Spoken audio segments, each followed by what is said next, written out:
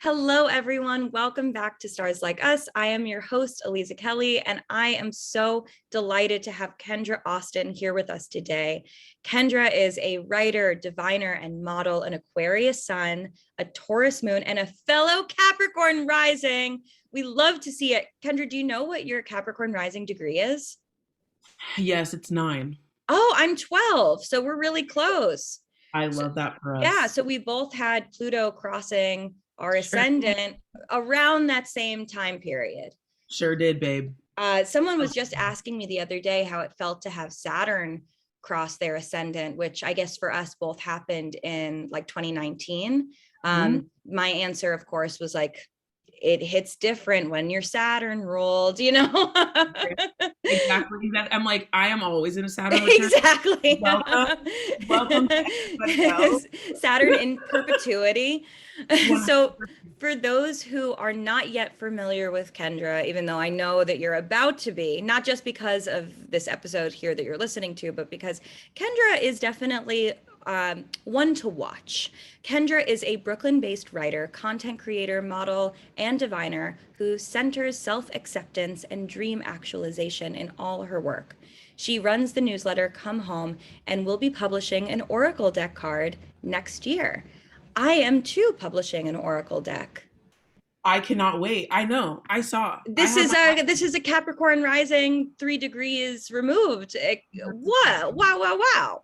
That's exactly. And when I saw that, I was like, it's the Capricorn Rising. Like Yes. we're probably doing a lot of mutual projects. I'm sure we are, especially because Yes. they're so closely connected. This is my fiance and I are both Capricorn rising as well, but he's like 26 degrees Capricorn rising. So he's like in a Wow. whole different sphere Yes, of definitely. Capricorn. Mm-hmm. Absolutely. Kendra, it is so nice to have you here. Thank you so much for having me. Yeah, no, it's such a joy. I like really, really live for your content. And I actually first saw you on Drew's show. Really? Um, and like, yeah, I first saw you on Drew's show. That's right. And I like used to do a little bit of like freelance work, like contracted work for Parade Underwear. And we did this thing for astrology, and like you were the first of mind. And ever since then, I've been following you. I was like, I want us to work with her. And we didn't get to do so in that capacity, but I feel like it's coming full circle now. But yeah, I've had my eye on you for a I've while. had well, the feeling is very mutual. You know, it's interesting because I first found your work when you wrote this incredible piece on Lena Dunham and uh, her fashion line that had just come out, which I haven't heard anything about since then. No, no, absolutely not. I Seems think like a capsule collection, maybe. it was a capital collection. There were about 4 pieces, and all of them were bad. Um, but you know what? It was, obviously it was beyond that. And so many people responded to that essay with just like such like visceral like rage. Really? And yeah, 100%. And I was like, I'm not sure if you read it because it wasn't really about her. It really wasn't, right? It was just like the state of the industry and like the fact that it just feels like it's a lot of gatekeepers like passing the baton around. And that's true for so many things. And it's like, again, like that's not happening anymore. Like it's tired, it's ugly, it's over, let's move on. And there are like moral implications to continuing to do so, and that falls on whomever decides to take the baton when it's passed to them, and Lena is that person right now. Right. So it was like, I mean, that's also just like the Queen of Swords in me. I'm like, this is the truth, what's the problem? Yeah. I'm surprised that I'm surprised and not surprised to hear that there was that you experienced such a negative reaction to that essay, because I actually thought that it was like profoundly eye-opening and like really well researched and explored, and it was one of those essays that has the ability, which I think is extraordinarily rare and a testament to your writing, to actually open someone's eyes and shift their perception of something, which is really like what what are we trying to do if not like help Right. create conversations and talk about things from different points of view to understand different vantages. But for our listeners who haven't yet read this essay or even know about your work and what you do, would you mind sharing a little bit about yourself and your background, and then also maybe weaving in stories like this that you were able to speak to? Sure, yeah, absolutely. So, I mean, the essay in specific that we're talking about was kind of just like an intersection of the plus size fashion industry and how it kind of originated with a lack of understanding that fat women and plus size women and women who are not the sample size um, have not truly been equitably supported in being able to be clothed and self-expressive. And even more than that, like fully employed and at the helm of the creative that goes into making clothes. And so Lena Dunham was asked to create a capsule collection with 11 Honore after quite a long history of kind of capitalizing off the fact that she herself is not a thin woman in the industry, which I'm sure is incredibly hard. And I've seen it myself, the way she has been attacked for her body and being so open with it, which I certainly think is a valiant effort. But you know, she of course holds her own level of privilege, just her background and the capacity to now be a rich woman who continues to just be rich. And it's like the boohoo story has, I feel like, has kind of reached its point, and now it's time to pass the baton and make sure that somebody else gets that opportunity. And so I just kind of opened up the question about why are we not moving past the same 5 people that we continue to give the opportunity to create capsule collections, create work in an industry that ultimately was built to not necessarily even support them, right? This industry in the plus size space was built by fat Black women, by trans women, by the disabled community. And it's important that we continue to push the boundaries and to allow space for power to be held by those same people. And a lot of my work is centered around that. I, for the most part, really love to tap into within my writing and my content creation and even the modeling work that I choose to do, because I am quite discerning. A lot of that is about tapping into joy, right? In the sheer splendor, and have chosen this body and this mind and this spirit to occupy, and knowing what the purpose of that vessel is.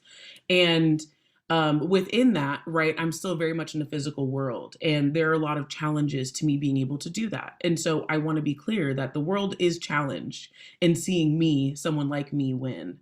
And that's true for all of the communities that I am a member of, right? So I certainly like to be as present as possible in the current fight, in all of the fights. I do think there's room for all of them. And also the ways in which I, in specific as an artist, can create work that presents almost like a resounding, like, but we're still here. And we still are entitled to joy. And I don't want the story to always be about trauma as a fat Black queer woman. And I think that that's really where I kind of fall in all of the spaces that are Black liberation, fat liberation, plus size fashion, beauty, all the things that I have been in since the day I was born. And now I just decided to really double down on those ideas. So, well, your impact and your words and your content creation and your artistry, I think have a really powerful resonance. And, I obviously, it takes, not everyone can be an amazing writer, but your ability to, what really stood out to me in this essay was your ability to sort of talk about sort of the microcosm and the macrocosm in tandem, and to say this really okay, so Lena Dunham just came out with this fashion line. right. We're going to use this as a launching pad to talk about these broader issues. And I think that ability to sort of say, to expand to take something that's happening in pop culture, whether that is something that we're reacting to positively or negatively, or even just neutrally, something that is just happening, and then to use that as the jumping off point for these really powerful, important, significant conversations that are also not happening unless the conscious decision is made to perpetuate them and to continue them and to actually have the dialogue, I think is really impactful. Oh yeah, absolutely. And I think, and I'm sure you can attest to this. I feel like just within universally right now, our message is things must fall. Right? Universally it's there. And so I feel like we're, especially in the last 2 to 3 years, right? We're being confronted, it feels like daily, weekly, of another example globally within pop culture, within media, and the things that we love and enjoy. We're continuously faced with examples of what no longer serves us as a society, as a community, within a lack of accessibility to fun, to joy, within a lack of accessibility to healthcare, within a lack of accessibility to resources, very physical resources, money, right? We're faced with that every single day. And like within this essay and within all of my work, I don't seek to make an example of anybody, but I do think I seek to contextualize, right? It's like, for me, I believe in personal storytelling. I'm a personal storyteller. I mostly write about myself. Every once in a while, I decide to step out of kind of the joy and splendor of my own, of independent writing, of being on my newsletter, of writing for kind of like helms that I'm more closely connected to, and I decide to contextualize in that macrocosm that exists out in the world, right? Like none of us are just existing in a vacuum. And when I do so, I'm choosing very deliberately. And so, yeah, for that essay, it was just like I understand that we all have this personal experience, but this particular story of body neutrality, body positivity, whatever you call it, is actually about equity. And we need to start talking about that, right? And I know that that's really, really hard for people to face because that requires doing very challenging work. And that challenging work is giving up privilege, and nobody wants to do it. But ultimately, like, we can't stop at love yourself. Love yourself is not a sustainable system for dismantling oppression, as much as we love it. But it is certainly a foundation and some great groundwork, and I'm happy we've done it. Let's move. Let's keep. I love everything that you're sharing, and something that is sort of rattling in my brain as well is classism as it relates to body acceptance. And right. A body that has the ability to deck itself out in whatever designers have decided to commodify this body positivity movement is obviously going to be venerated in a way that a body that is just trying, that is just wearing the clothes that they can afford, or not even clothes that they can afford, is going to be subjected to so much discrimination and oppression just in our, when you're walking down the street, right? Like not even in the social media Right. metaverse, but Yeah. within real life contexts and within real life situations, that, we're not moving through life with curated photographs. We're Right. moving through life trying to go and get loans and trying to feed our families and trying to get jobs, that are actually going to be able to take us to the next level, and not just for survival, but for thriving, Yes. and having a collection of clothes that is, luxury items. Who is that actually benefiting at the end of the day? Who is the one who is being perceived in a more like fashionable and chic and trendy and socially acceptable way? Right. Absolutely. And I think at this point, like Virgil Abloh, like there are a lot of examples we have of people kind of destroying the idea of luxury. And really, I think putting a spotlight on the fact that like everything that we claim as luxury is coded language for anti-Black and like anti-poor, right? And I think that like we see so many examples of this at this point. It's not necessarily that I think that like luxury needs to be accessible. It by nature is not accessible, right? But I think at our core, we still have a lot of very, very capable people who haven't been granted the opportunity yet to be a part of that space. I'm not necessarily sure we're going to find liberation there, which I do mention in the final paragraph of that essay in specific. Is like, I for me personally, I'm not going to seek my liberation in in an inherently exclusive and classist system. That's not where I'm seeking my liberation. But I do want the opportunity to have some joy and to have some fun. And like the fact that you're making that so difficult is, I don't know how else to be more clear that there's a huge problem here. Right. Like that's like I'm not expecting liberation there, but the fact that I can't even get like a t-shirt that doesn't have Minnie Mouse on it, or like something that's not just straight up a muumuu is a problem. And the fact that I'm just tired, like for me, I get very bored. I'm like, why are we seeing the same people all the time? This industry, when I first started posting online, well, first of all, I was like 18 and on Tumblr. I'm an original Tumblr girl, you know, and that's just my truth. But when I kind of resurfaced on the internet and included myself in this space that people would call like body positive, and I certainly included myself in that category at the time. This was like in 2016, 2017. And I was just graduating college. I was having like the true, like 22 to 23 existential crisis that nobody talks about. And I was just like, what is it that you want to do, but you never let yourself do? Because at that point I had been fully living out my Capricorn Rising, like suit of armor of like doing what was expected of me. And doing what was naturally prestigious and that was rewarded in a big way. And I was like pursuing law at the time and I knew I absolutely was not going to do that and be happy.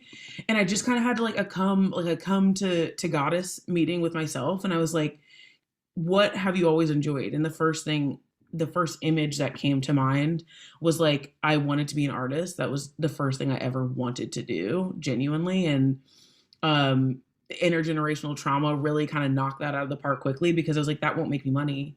And then I can't like buy a house for my mom in 50 years. So, you know, what is this?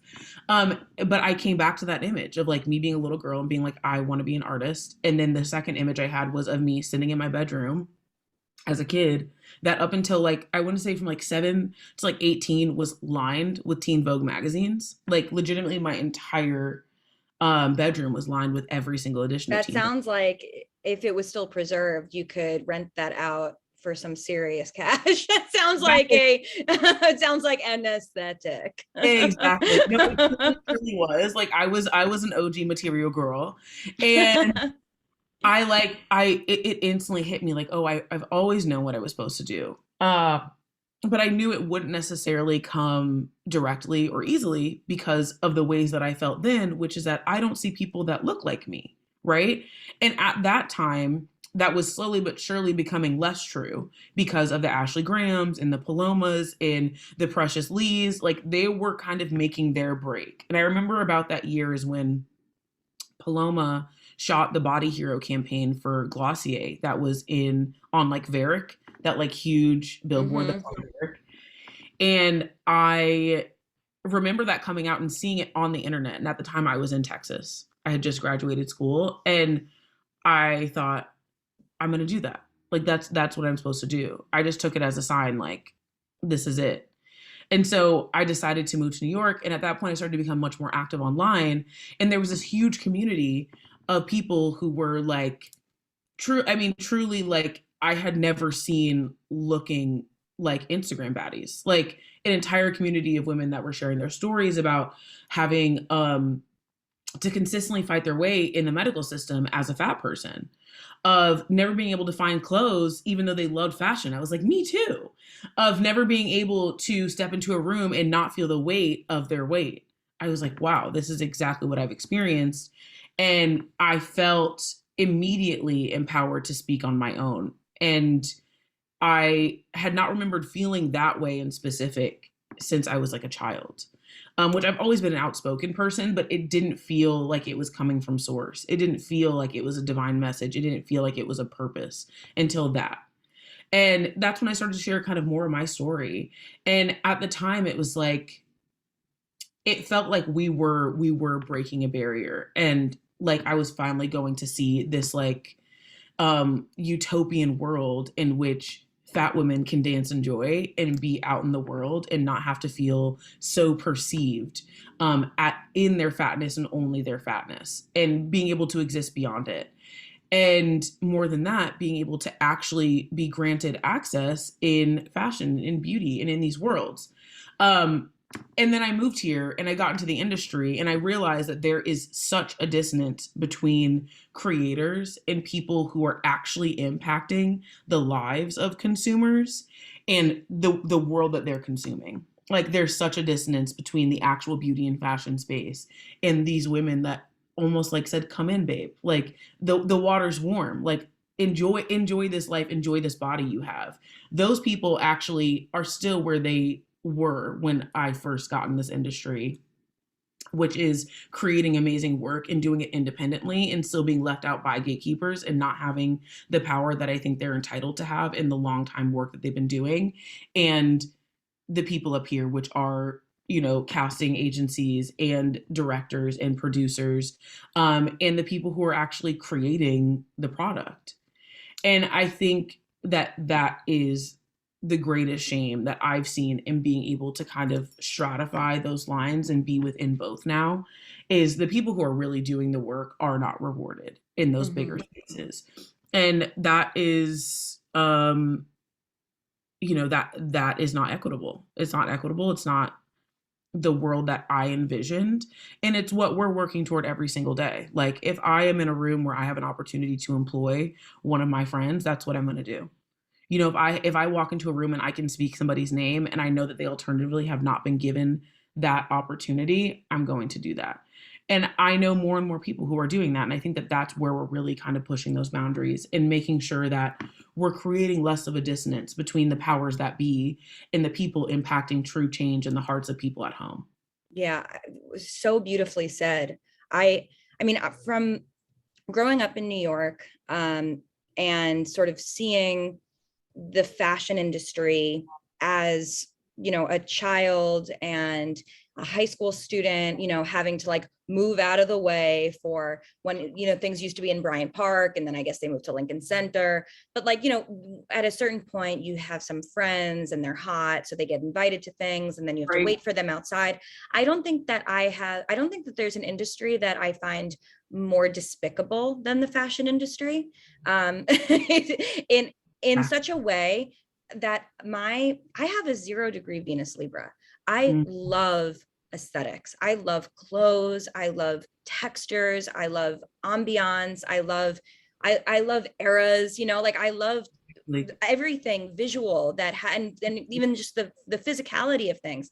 But my disgust having witnessed throughout the 2000s, you know, the 90s and the 2000s, the fashion industry, and sort of seeing how it looked and behaved, and it has so deeply created a scar in that space that it has actually, like, I don't feel it's going to take me so long to recover from that and to even want to get like post a picture of me in a fashionable outfit, because it was so disgusting, you know, 15 years ago. And it still is, I'm sure, but maybe a little less. But 15 years ago, it was so disgusting. And I could only imagine, and that's decades of horrible, you know?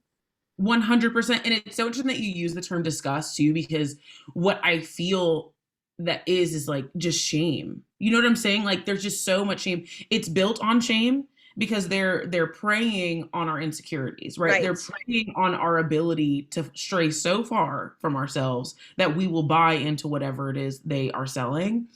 And that shame just continues in a cycle that is so deep, like it in a wound that is so deep that like people don't even realize it because we're talking about things.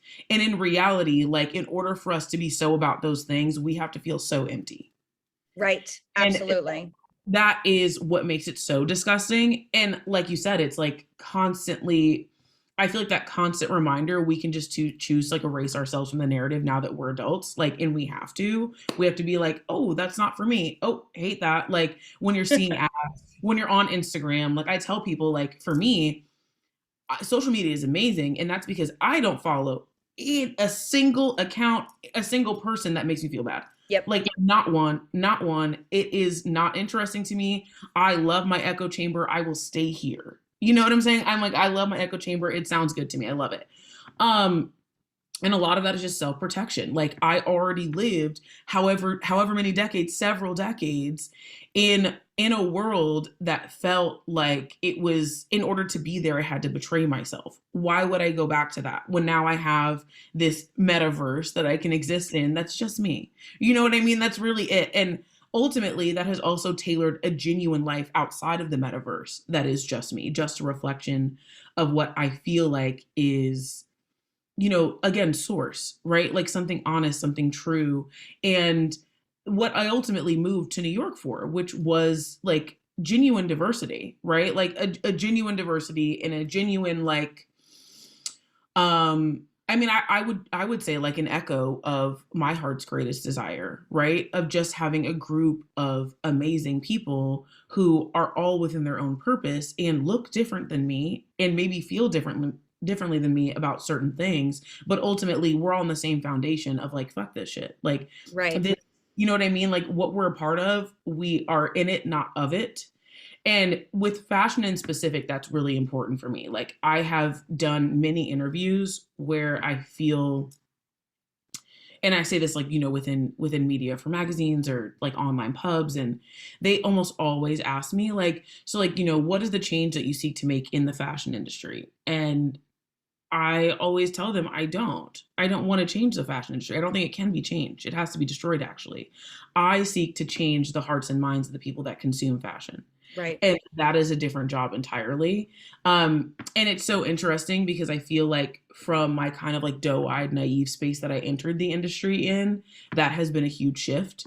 And a lot of that is like, I've been working on my savior complex, and which I had since a very young age of just like, I want to change the world. Like I was so Aquarius so early. I was like, I want to change the world. If I'm a part of anything, it has to go. It's ugly. It's old. It's traditional. We're done here. And you know what? I have been heartbroken a million times over by trying to do that because ultimately those systems, it's like whiteness almost, where it's like you don't need white supremacy doesn't need white people to operate anymore. You know what I mean? Like you do not need the people to make that happen anymore because it's so far gone and our existence is so dependent on capitalism. It's so dependent on exclusivity. It's so dependent on the haves and have-nots. I don't think that that's my job as Kendra. My job is to remain in my joy and to create gorgeous things that inspire people to be in their joy and to ultimately realize that we don't need these things at all. And without our dollars, they will just simply go away. Yeah. You know, and that is a world that I don't even expect to see in my lifetime. I'm just hoping to plant the seeds of like my hope is that we create our own little coven over here where we're having a good time and we're naked and eating fruits and being hot. And then eventually the fashion industry will just, I don't know, maybe drop off. Maybe drop off. But you know, like that's it. Is like really I decided I can't break, I can only break the rules so much. And I actually don't want the rules at all. Like I don't want to have to involve myself with them whatsoever. And I think that that has been the beauty for me about utilizing social media. I always say like somehow the next kind of graduation or level up within my life has always been like granted to me by something that I didn't even know existed. And it's always been of greater freedom than what I thought was coming next. So like when I was trying to initiate a career in modeling, I really, really wanted to be a part of an agency, right? Like a big agency. And because I thought that that was the sure thing. And at the very least to pay my bills, right? And lo and behold, over time, I was like, why do I keep on hearing no's? Like, it doesn't make sense. And while I was doing that, I was like fully had my hands in a project with a really good friend of mine, Jane. She and I had founded a newsletter. She had found a newsletter that I became greatly involved in. And that became an agency. And I was like, I actually had a hand in building one, but I felt like I needed to be a part of something else, right? And I had to look inward and I was like, why am I seeking something that I actually know how to do now? Like, and she ended up creating fully moving ahead with the agency. Once the writing was done, I decided to step out. And at that point, I knew how to represent myself. because I had been hand in creating this thing. And I was like really boo-hoo about it. Like I didn't understand it at the time that like I was granted the best resource, which was the ability to actually champion for myself, know exactly how much money they have and what to ask for. I have no fear about saying the most outrageous number imaginable and seeing if it hits, because the worst thing they can say is, here's what our budget is, you know? And I was sitting here thinking like, I feel like I'm not being accepted, when in reality, I was granted an opportunity to represent myself and to not have anybody tell me whether or not I'm good enough for this job and decide whether or not they're going to put me up for this casting. The casting directors are coming to me anyway. So I get to decide what I'm worth. And I just did not understand the grace that I was given in having that opportunity.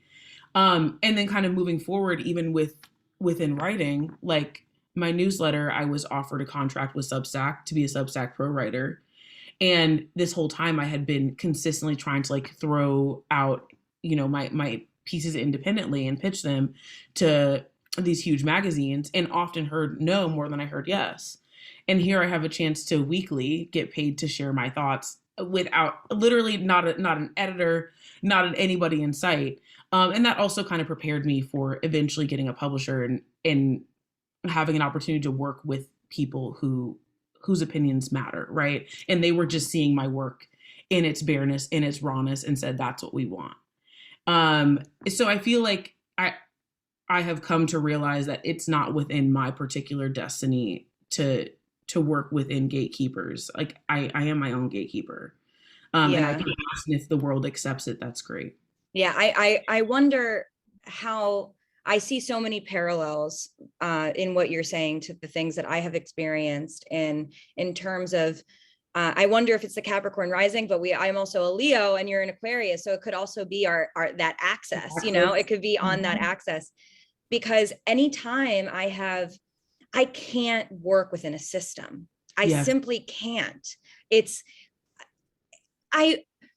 I would like to, just for the purposes of storytelling, I think might be better to say I've tried, but I don't even know if I've tried, because frankly, even going back as far as like second and third grade, when I've had teachers that were like so about the rules, needed that validation for their ego, needed me to like hop on their, you know, like be a teacher's pet, I have clashed. And looking back, I was actually just talking a few days ago with a friend of mine about how fucked up it is that that teachers actively had problems with me when I was 9 and 10 years old. Like, these were adult people. What business did they have having a problem with a 9-year-old? Having conflict with a child. Exactly. But that has always been my, you know, whenever there's been a system that has been sort of proposed and saying, well, this is, in order to do X, Y, and Z, you're going to need to follow these rules and abide by this protocol.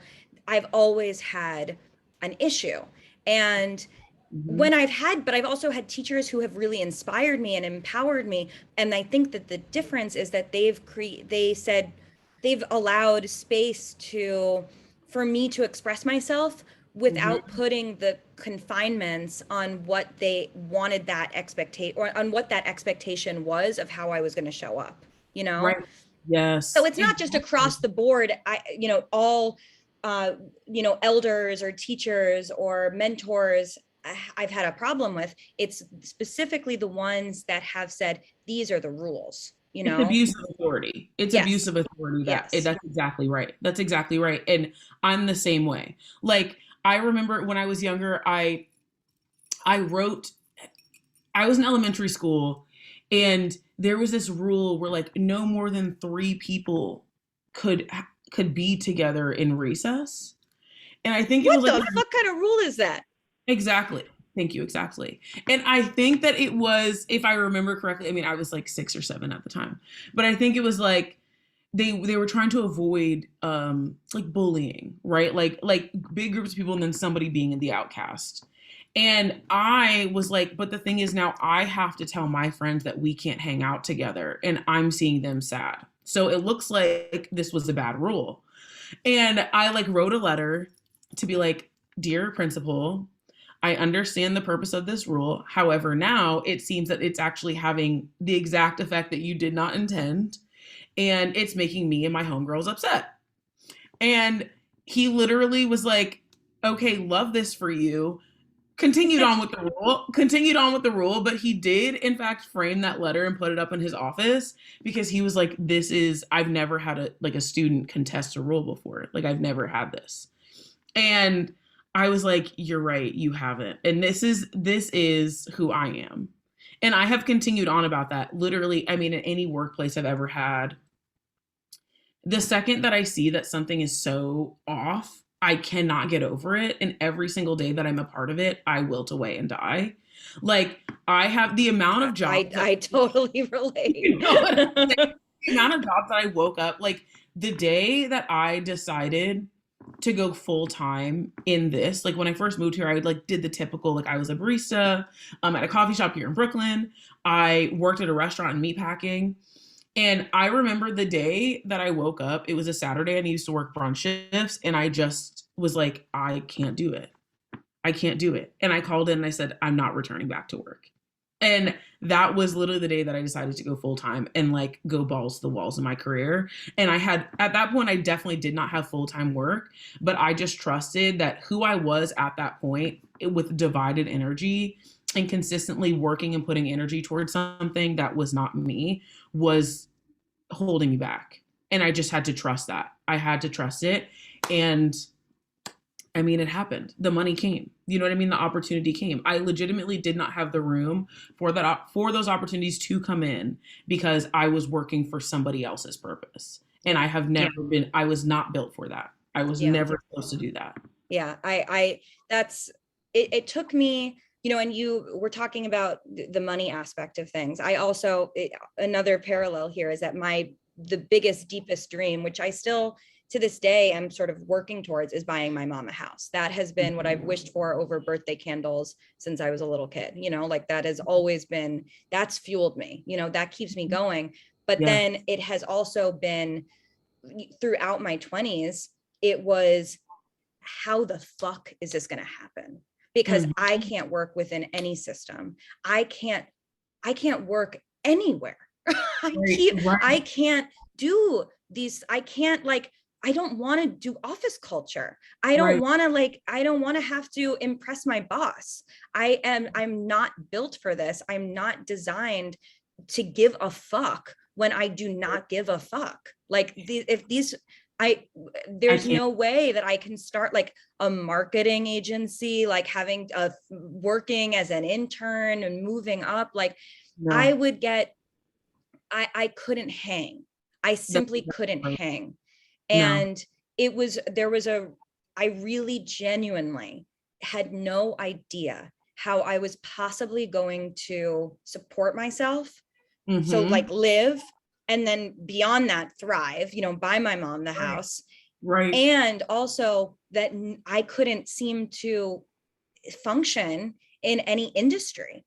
So obviously, when I had to do what I'm doing now, which is become an astrologer and a creator and do all of these things, but it took having to surrender to the fact that maybe I'm gonna have to compromise on certain things. Maybe I'm not gonna live this like rich and fabulous life, which I had also had in my brain in order for me to be able to be who I am and survive. And the release of that, the letting go of needing to have things look a certain way and to think my life was going to go, X, Y, and Z, the choice to prioritize my soul was the most profound, life-changing, like metamorphosis. Absolutely. And I will say it is like, I was so affirmed during the pandemic. We started the conversation talking about like how Pluto was swinging through the first house, and when Saturn was swinging through there as well. That was huge for me. The pandemic legitimately changed my entire life. I was on a track of relinquishing every bit of my power to everything in my life. And it was because those things reflected what I thought I had to do to get the vision of the white picket fence, right? Whatever that meant for me. Right. Like, for me, I'm like, I'm trying to go Oprah. I want Oprah's garden, right? I want to be able to be a multi-hyphenate creative and do absolutely everything and ultimately just employ people that create that for me. That was my goal. And I thought, for me, I was like, the thing is, I can't trust what I have here. That's thing I couldn't trust. I couldn't trust the message that was in my heart because that was too brave. Like, and I have always considered myself to be a very brave person, but that was too brave for me. I was like, I can't trust this here. Like, because I'm seeing people do X, Y, and Z, and I know that I can work. One thing about me, I can't be outworked. So I know that I can work to get those things. Let's do it. And I almost felt like the universe was like, she's going to have to learn this the hard way. Like, she's not going to hear no. She's going to have to learn this the hard way. We're going to give her exactly what she thinks she wants, and she's going to hate it. And that's exactly what happened. I got everything that I wanted. I was at Wilhelmina. I was at a huge agency. I had the boyfriend that I thought I always needed, who was like financially stable and like, so like had just like such big energy and like was tall. Okay. It was tall. And turns out all of the, right, I had like all of these friends, and a lot of them were like actually kind of covertly quite mean to me. I didn't understand it at the time, like, because I never thought, and so was my boyfriend, and so was my agency. And really, actually, all of them were like quite abusive. And I was facing all of them because when the world shut down, all I had then was now Wilhelmina couldn't make me money. They already really weren't making me money, but they couldn't make money now because there was no industry. And all of a sudden I was looking at my ex-boyfriend. I was like, you are the worst person I have ever met before. And you make me feel terrible every single day. And I wonder why I don't even want to get up and look at myself. And then I looked at my friends and I was like, you naysay me. When I say that this is what I'm going to do, you tell me that I don't have taste or that I can't do this or I can't do this. And I've never listened to that before. So why am I going to start today? And it was like, I had to salt the earth. Like, I knew it. It was like, I just woke up one day and I was like, I have to salt the earth. And naturally I got rid of my ancient boyfriend first because he was, he was horrible. I have no regrets because he was a catalyst. Like, he came into my life and I felt like I almost already had like it was like if you have a dirty room and then you have a guest come and now it's twice as dirty and you're like, this is the worst thing. And it's like, in reality, like, you already had the mess. That's what it felt like that was for me, because I felt like that relationship with him was a mirror for all of the messages of lack that I was speaking into my life every single day. And it was, I can't trust my own intuition. I can't trust my freedom. I have to have somebody tell me, even in covert ways, whether or not I am good enough. And so I imposed that by creating all of these little mirrors. My ex-boyfriend, Wilhelmina, all these things were telling me, you can have what you want, but you have to be X, Y, and Z first. And that part of me that felt like I could work my way into acceptance, I could almost like fit my way into acceptance by becoming something else and somebody else, because all I had to do was work for it. That part of me was like in overdrive. And I didn't understand that that was never supposed to be a part of my life journey. But I finally had all of those things, and I just had to say, like, all of it must go. And it did. I mean, legitimately, it was like I was knocking him down left and right because I just realized, like, I can't have this. Like, I can't even hear myself anymore. Like, I have such doubt, and that's not who I am. I've never felt doubt before. I don't feel courageous right now. I've never felt that before. And I knew it all had to go. And from there, I have trusted every single day since, because the week that I broke up with my boyfriend, I made $12,000. And I remember being like, I kept that number in my mind because I was like, this is the most amount of money I've made in any week in my life. And I know it's because my guides, the universe, is rewarding me for making space. Because if the universe had given me those resources, I would have wasted energetically on that person. Yeah, and you wouldn't have had those resources. That's exactly right. 100%. Yeah. I felt I finally understood kind of the alchemy of worthiness at that moment, because I had decided that all of these things were not working for me. And I feel that the universe and my guides very much love to reward me with physical things. They're like, listen, we're trying to show you that we love to give you resources, but it's about how you feel about yourself. Yeah. It's about what you think you're worthy of, and whether or not you feel like you can actually make what we intend for you to make, which is beautiful art and a life that you know you're worthy of. So if you can't do that right now, then we're not going to give you the resources, because they will have been wasted. Like you will pour them into things that aren't you. Mm-hmm. And that's typically what I do when I'm in my shadow space, is like I will return that into anything but me, because I don't think I'm worthy of it right now. Right. Right. So that was like, that really hit me. I was like, I need the complete like freedom of mind, freedom of choice, the ability to say this is good enough and not have to hear any other noises, kind of for better or worse, telling me that yes or no. I can't have that.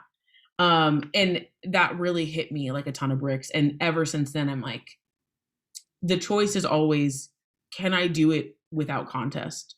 Right? If I want this project, is it 100% mine?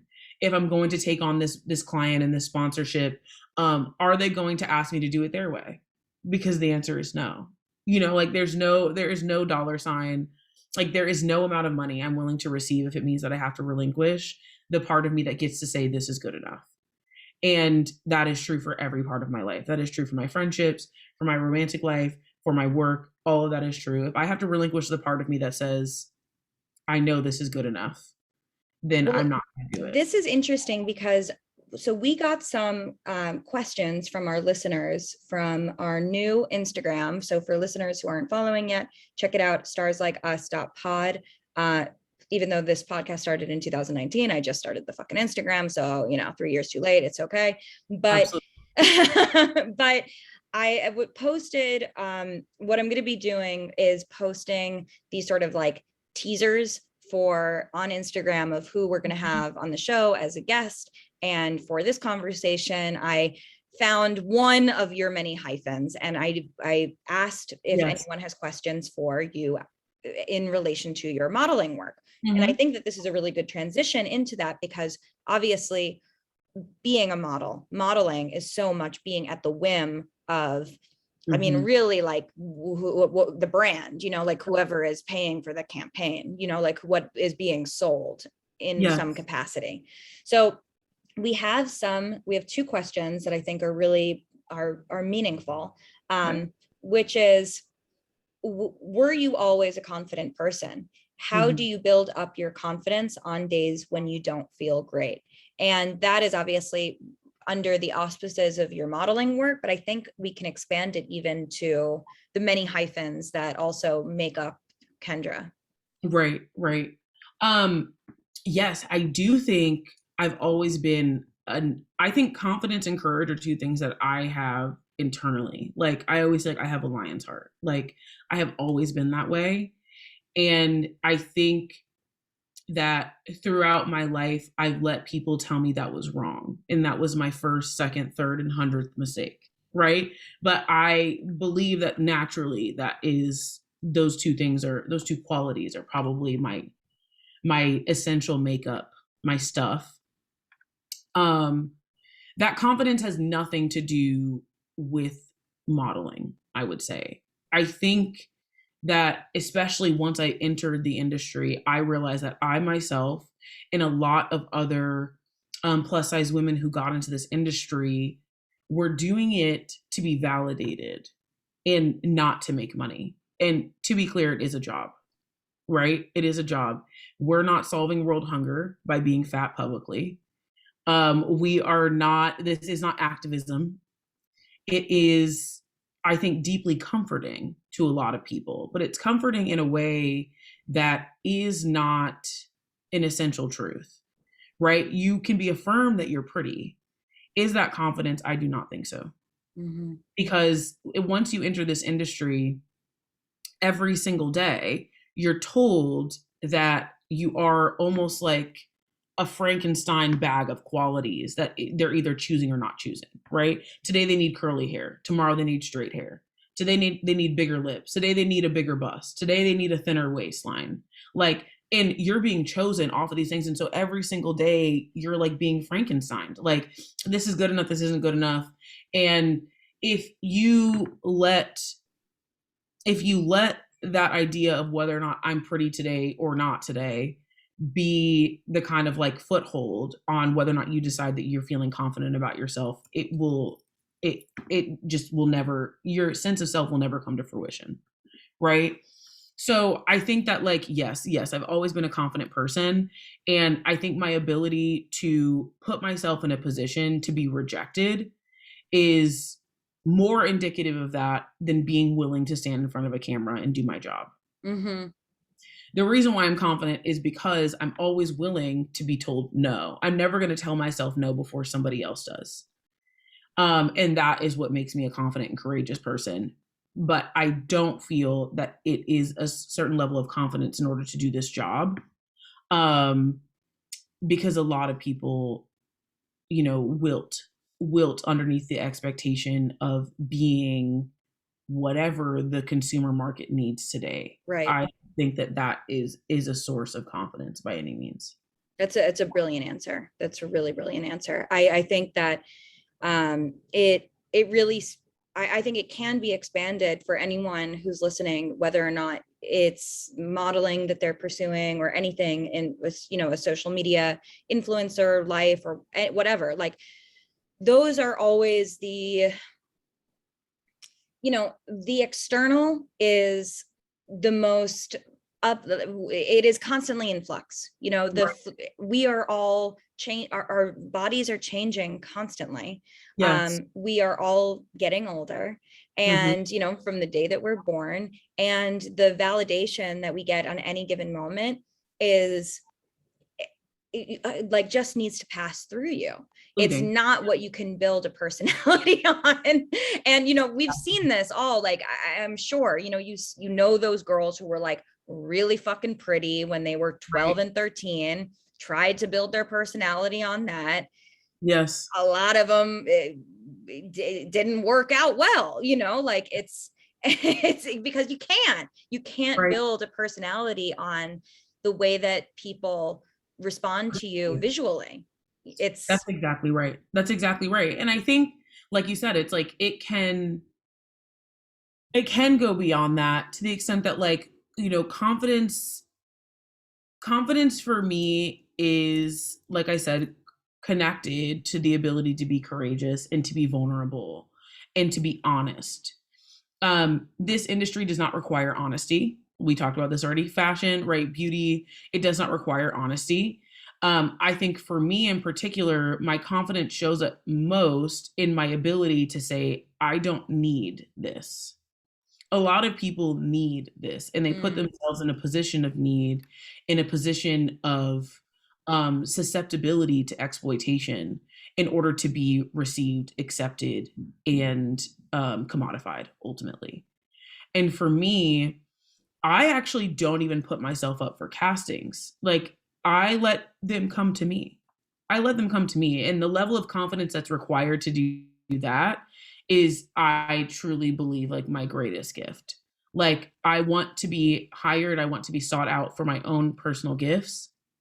And a lot of the work that I get because of that are with regular clients who are like, we want to hire Kendra for this. Like the second they have the creative idea, they're like, we need Kendra, because we love Kendra on video. And we know we have this like little spoken segment and we know Kendra's going to nail it.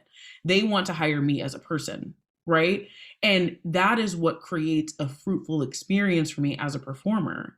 And ultimately that's what this is, right? It's performance. Like I love taking photos, yes, but at the same time, like the creative work of being able to be on set in a room with such talented individuals who are in like at the top of their game, and all of the creatives in that room being able to make something with me, that is what I enjoy doing. And I don't necessarily get that experience by putting myself in a lineup of women and deciding that they want me to be a human hanger for that day. That is not something that works for me. And that's yeah. I mean, I just couldn't fathom a world where that should work for anyone, but obviously, Right, exactly. Some people, it's a job, right? Like a lot of these girls really have been hot their whole lives. You know what I mean? And they wake up and they're like, I know I'm hot, and I go and do my job and I go home and I have a fruitful life outside of that. For me, my work is the fruit.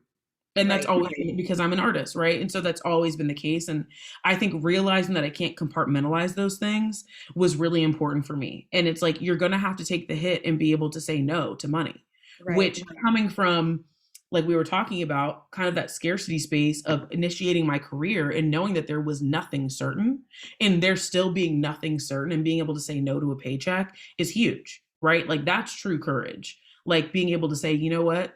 That's not for me. And I know you're saying this is $4,000, this is $10,000, this is whatever, but it's not worth my time. Like I would rather be writing. I would rather be working on my deck. I'd rather be with my friends, right? I'd rather be in any space in which I feel reciprocated in my energy. And to me, that is true confidence, is the ability to say no where you have to almost relinquish your sense of authority. Right. And know that your sense of value and worth isn't coming from external recognition. That's exactly right. And that ultimately, like for me, I am a faithful person. You know what I mean? I am a spiritual person. I do believe that that courage is rewarded. That choice to be within my own energy above all else is rewarded. And it always is. It always has been. Yeah, I mean, I think that in all of the years that I've spent working with people, and hearing their stories as a consulting astrologer, what I can sort of, how the best way of synthesizing what makes someone feel fulfilled is doing courageous things. And even if those courageous things don't end up panning out in the way that they had anticipated, the sheer act of doing courageous things makes a life fulfilling. Oh, exactly. Oh, excuse me. I'm sorry. My setup has gone awry. Exactly. No, you're absolutely right. And I think that the act, like you said, it's like courageousness, heart in general is a muscle, right? You have to utilize it. You have to try it. And it's going to be really uncomfortable, intense at first, right? It's not going to be flexible. It's not going to be agile. You're going to immediately, the second that you hear no, when you're courageous, you're going to second guess it. You're going to probably shrink back, right? The second you feel that tension. But ultimately, it's not necessarily, like you said, about being rewarded in the ways that you expected. It's trusting the fact that in the long game, you will have chosen yourself and you'll know that that is the right choice. Like there is no taking a gamble on somebody else, right? You're placing the highest bet on you. And I think ultimately, like in the long game for me, I have always seen with such, I don't necessarily have regrets, but I think that any experiences where I feel despair or even still like handle grief, they were moments where I knew that I wasn't courageous and I knew that I took the easy way. And again, I'm Saturn ruled. I can't take the easy way. Yeah. Understood. Understood. So now, Kendra, I'd love to ask you the questions that I ask every guest on the show, the first of which being, how does magic show up in your life? Magic shows up everywhere for me. I think magic shows up most in my openness to connection, my willingness to connection. People are the source of absolutely everything for me, for my storytelling, for my like unyielding pursuit of love and of like the ability to see humanness in other people. And like I think even just my naive perception of people is like such magic. Like everybody kind of gets a blank slate with me. And when I'm meeting people, I'm meeting them in such a pure way. And I think that that is magic because I obviously experience heartbreak and I experience loss and I experience betrayal like everybody else. And I think the ability to kind of wipe that clean and still face another day and see another human being through a pure lens is like such magic. So I think that like magic presents itself in every opportunity that I get to connect with another human being. And truly, I mean, I see myself as magic. I see myself as magic in motion. And I think my thoughts my thoughts, my words, all of that is a spell that I'm kind of bound to, and I also bind other people to. And so I use it very responsibly. We love it. We love a responsible witch. That's exactly it. Question number 2 is, what do you believe in? I believe in iced coffee and the perfect bite in every meal. That is so joyful. And I believe in SSRIs. I so fiercely. And I believe in fairy tales and folklore. And I think the only 2 things I'm like so certain of that I can absolutely believe in are my own purpose and divinity. Oh my gosh. I mean, I think that was a poem. And I think that poem is my favorite poem. I think that poem is one of the most beautiful poems that I've ever heard. Have it. You can have it. It's all you. Well, we're definitely transcribing that and I would love it. Putting that in, creating some sort of a beautiful visual like the one you have behind you for that poem, because that is, yeah, that's it's pretty good. Yeah, I mean, that's you could see that every day and like wake up to it, you know? Exactly. So Kendra, before we conclude this wonderful conversation, I would love to offer you a tarot pull. But the way that my deck works is that it needs to have a question in order for me to give you a good pull. Otherwise, it's going to get into some weird, freaky. Specific. Yeah. Yes. So what question would you like us to answer? Let me come back up for air. I just want to plug this in so that we're not dying. Not today. Not today. What question? This is great news.